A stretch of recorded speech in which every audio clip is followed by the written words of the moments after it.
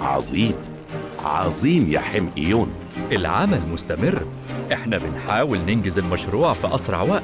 أنا عارف إن مشروع زي ده هياخد سنوات، مش مهم الوقت، المهم الانتهاء منه في أفضل صورة. وده هدفنا الأول فعلا يا سيدي. اللي بيحصل ده مشروع بيخدم كيميت في المقام الأول.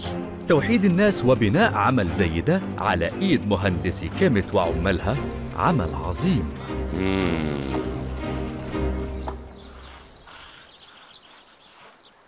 شكرا جدا يا سينو، أنا مبسوطة قوي. بس يا ريت الرسومات اللي هنا كمان ما تختفيش زي الصور. يوه بابا لو سمحت خلي يحيى يسكت. يحيى بطل تضايق اختك وشجعها على اللي هي بتعمله طالما صح. يا بابا هي كل همها الفولورز وعدد المشاهدات. جربت قبل كده تصور والصور أول ما وصلنا زماننا اختفت، وأنا متأكد إنها بتحاول ترسم عشان كده. حتى لو ده هدفها، ايه المشكلة؟ الناس لما تتشهر بحاجة حلوة بيعملوها زي الرسم أو تقديم معلومات صح وخدمات للناس، ده هو الصح. ولا عاجبك الحاجات الغريبة اللي بنشوفها على السوشيال ميديا؟ معاك حق يا بابا. أختك موهوبة يا يحيى، أعتقد غيرتك منها مش في محلها. دي مش غيرة يا سينو، أنا بس عاوزها تبطل التفكير بالطريقة دي.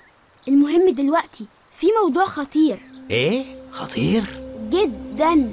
موضوع لو قدرت أوصله في الزمن ده هيغير مجرى التاريخ. موضوع ايه يا يحيى؟ أستاذ عصام في مرة قال لنا إن الهرم الأكبر ملاقوش جواه أي شيء، لا تمثال ولا موميا. ده معناه إنهم اتسرقوا في زمن تاني.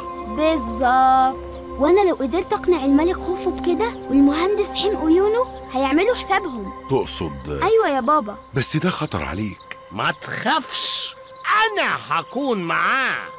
غمض يا يحيى.